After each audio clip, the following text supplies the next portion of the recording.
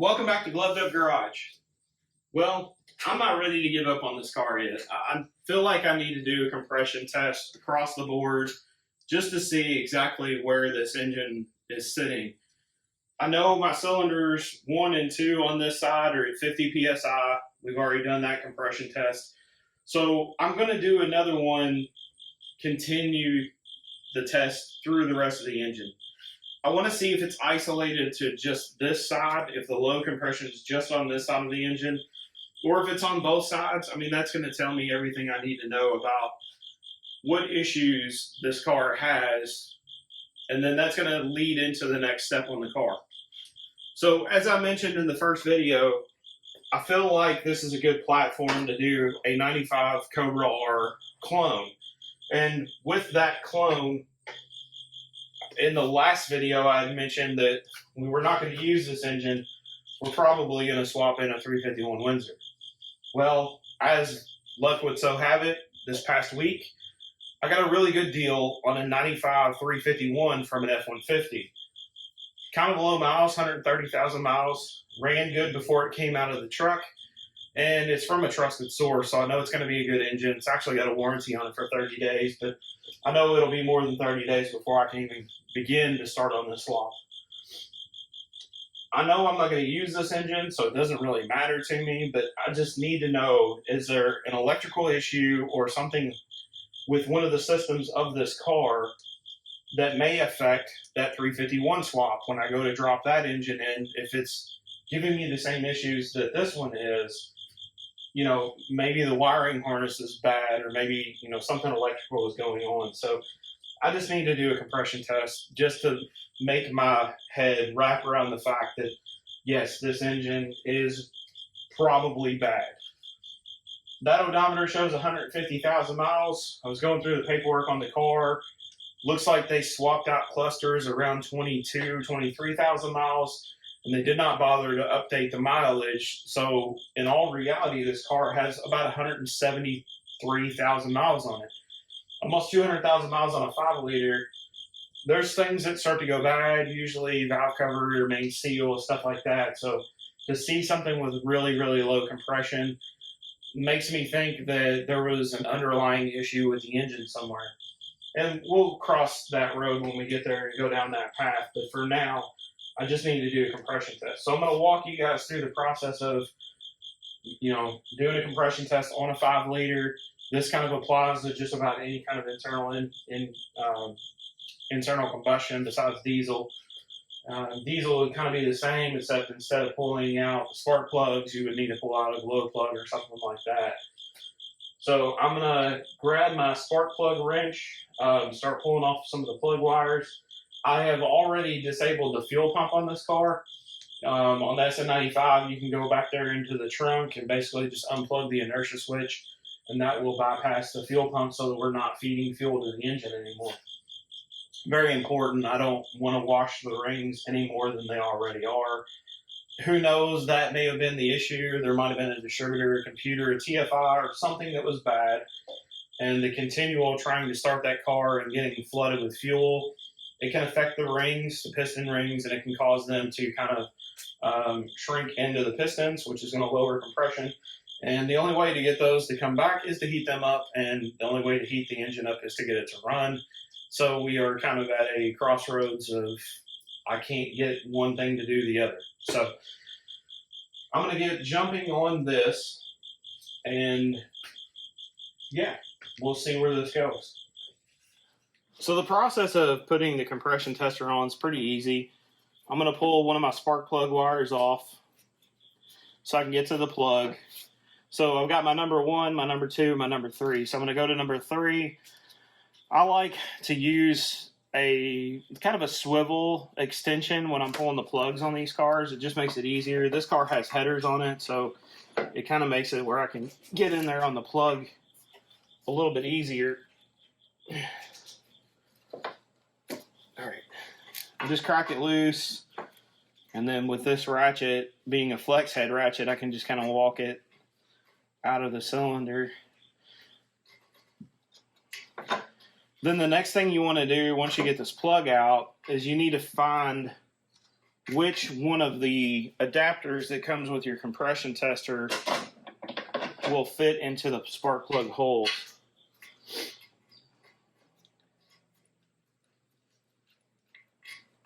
All right, so our plug's out. For me, I've got a Harbor Freight adapter. I'm just going to double check that that's the right one. And then it's just a brass fitting, and this plug from here, I can smell the gas on it. So I'm going to reach down in here and get it threaded into the cylinder head. I might need to leave it attached to the hose. I just don't have a lot of room to work on those headers, and that EGR crossover, it's up here in my way. And I just kind of lay it there and let it grab the threads. I'm not really forcing it into the cylinder. There it goes. We're just gonna get that tight enough that that O-ring seals against the head. I don't really need to crank on this thing too much. All right, and then your gauge has a quick lock adapter on it. You just pull that back, that sleeve seated on there. And then I'm gonna set that right there. And you guys watch the compression while I get this started.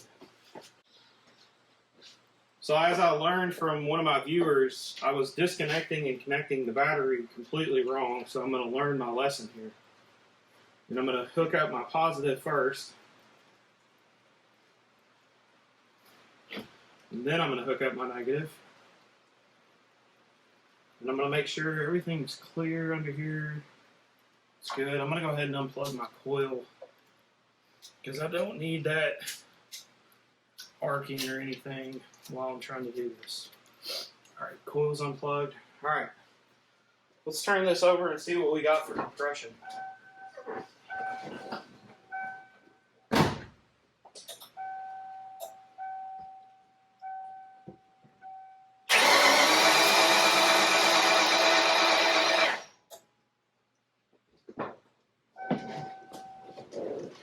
The cool thing about it is that gauge will stay peaked until you hit the release on it. This one has 50 PSI also. So we got 30, 40, I'm going to call it 45 PSI. We didn't even hit the 50 mark on that gauge. All right. So now I have 3 cylinders on this side that have 50 to 40 PSI. This could be a good indication of why this is not running. All right. We're going to release the pressure.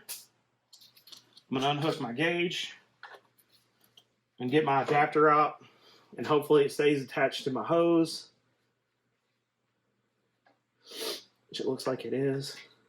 Okay, cool. Adapter's still on there. I'm going to go ahead and put the plug back in. I'm not going to really torque it down or anything because honestly there's no point. But I just want to make sure that it reads resistance from the other cylinders. And then I'm going to go after that number 4 and see where we're at.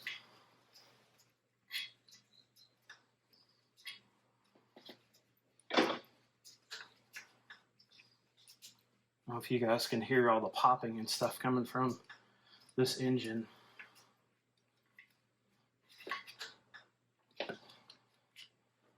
Which is another thing I've never seen before. All right, so that plug's tight. I'm going to grab my number 4 back here, pull it off, and get it out of my way.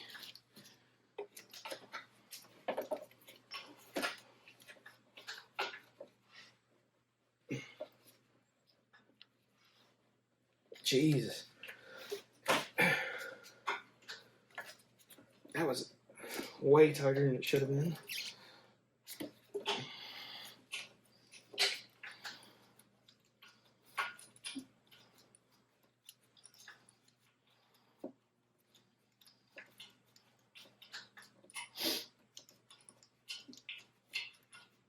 All right, number 4 is out. Of course, it reeks of gas also. doesn't really look too bad.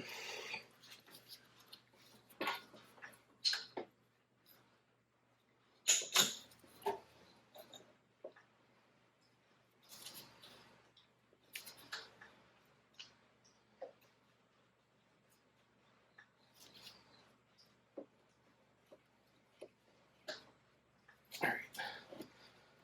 Hose is threaded in. Feels like it's good and seated. We took up our gauge.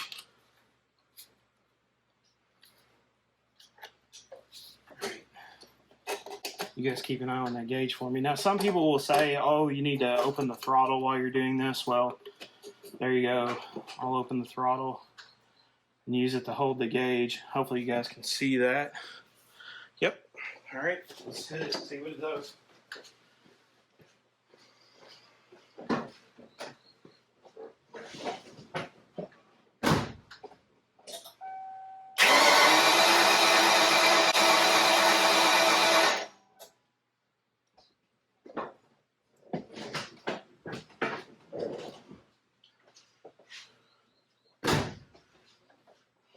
And the survey says 50 psi. So either that gauge has messed up, which I severely doubt, or we got an issue on this side of the engine, which could be a head gasket that's blowed out.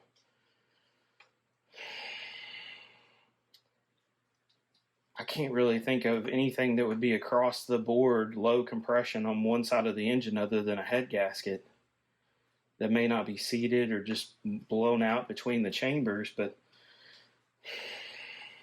that's unlikely. We've got no coolant in the oil. There's no oil in the coolant. The radiator does have a little bit of fluid in it, but it doesn't look like it's got oil. It's clean. I mean, of course, it's never ran enough for me to really say it's mixing with coolant. So, wow. All right. Well, we'll unhook this. We'll move to the other side and see what we got over there. Well, this is going to be tight back here, so I'm going to go ahead and grab the number 8 first.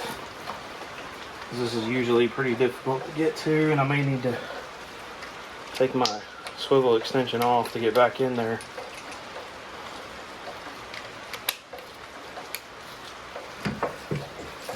Yeah, that was a good call.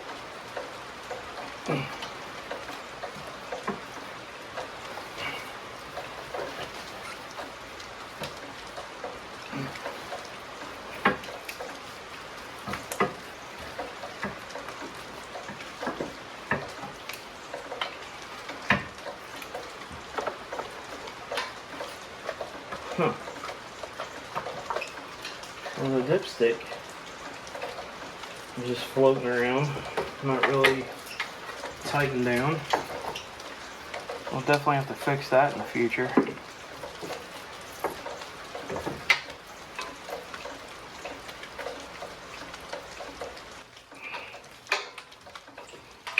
Well,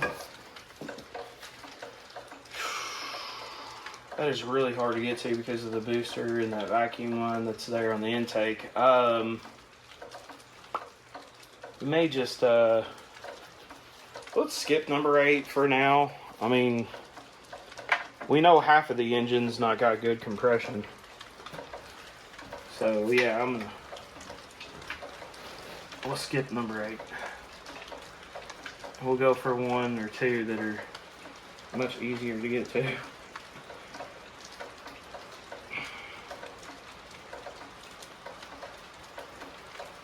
So we'll go for number 7 because it's right here. And number 7 and number 6. Number 5 is hiding behind an AC line.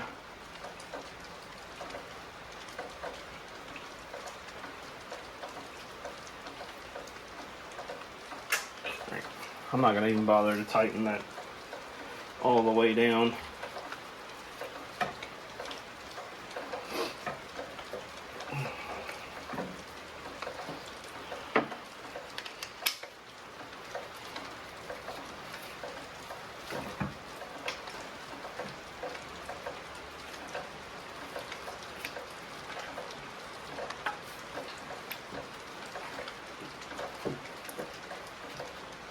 Alright, so got number 7, trying to get it loose. Man, this thing's really fighting me. This side is always harder to do everything on, just because of all the stuff that's kind of crammed in over here, whereas the other side's pretty much wide open, minus a couple of AC lines and stuff. This one's really tight.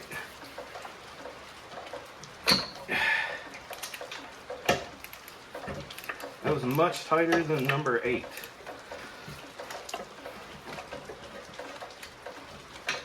Like ridiculously tight.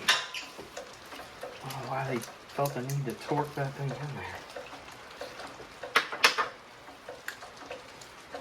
there. You can hear it raining in the background. We finally got some rain on the first day of fall, so hopefully that will knock down all the stuff that's in the air, because it's been pretty bad allergy wise for like the last few weeks. All right, number 7 smells like fuel also. No big surprise there. All right. Let's get our compression tester screwed in here.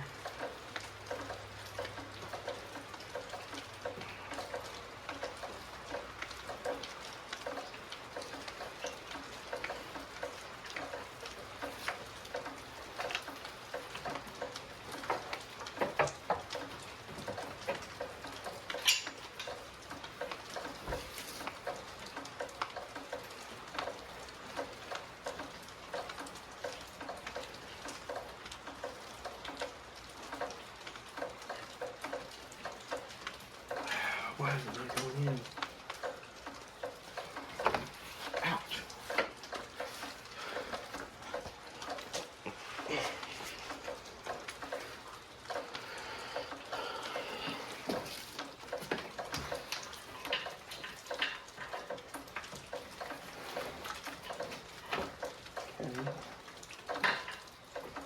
There's the spark plug. There it is. Okay. So we gotta get it somewhat close to the spark plug hole to get it to thread into the spark plug hole.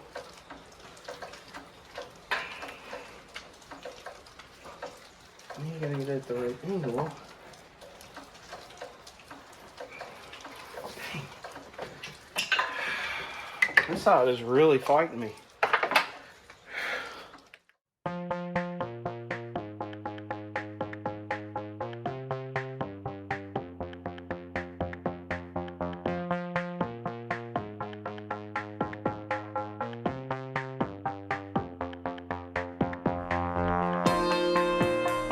All right, let's hit it and see what happens.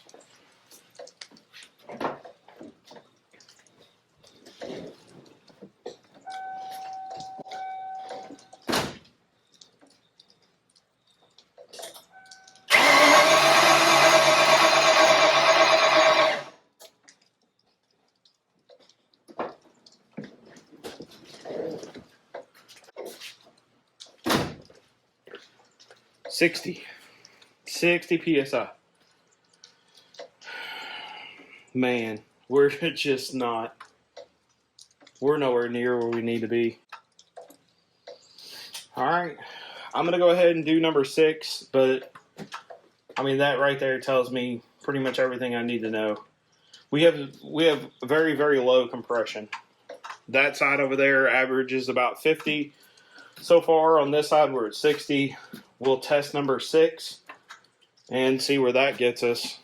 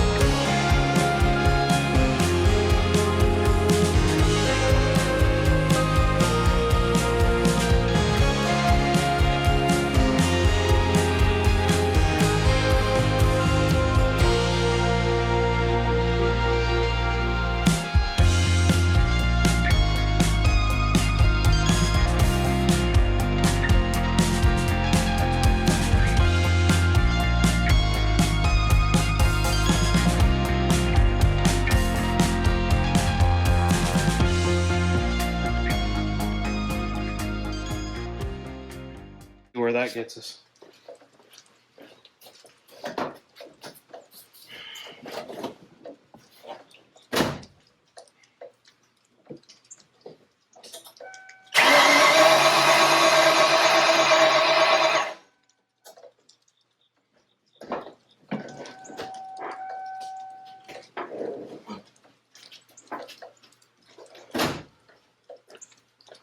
That was a little closer to where it should be, where it's 70-ish, a little over 70.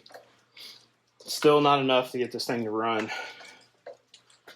I think we need a minimum of 90 to really get it to fire. So I'm going to see if I can sneak up on number 5. It looks like it might be accessible.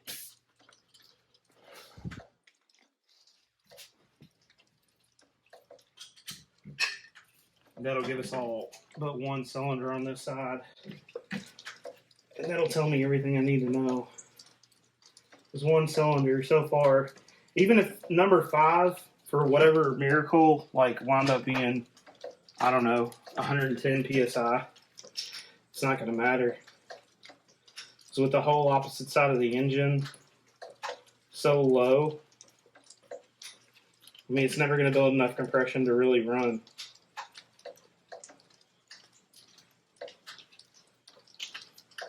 Why am I plug not wanting to go back in now?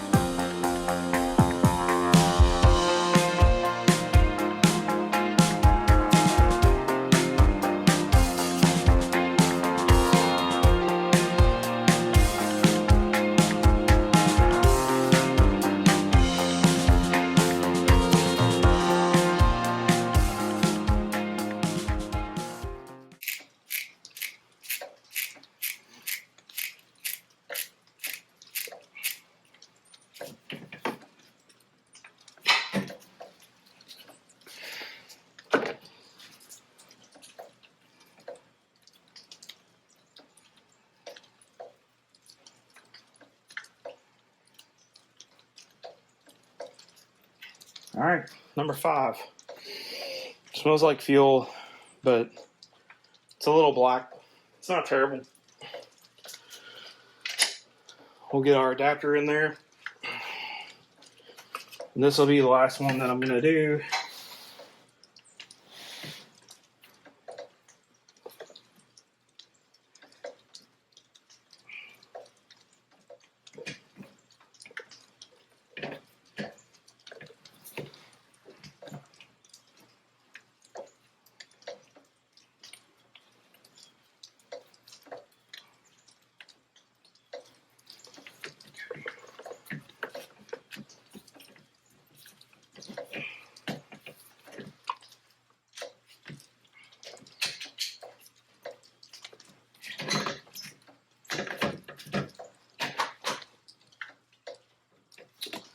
Would you be so kind to hold that?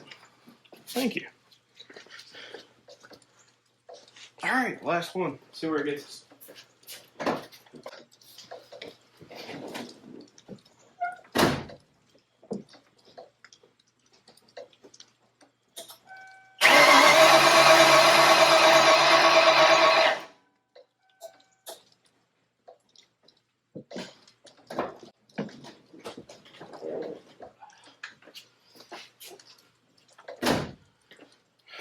$60 PSI.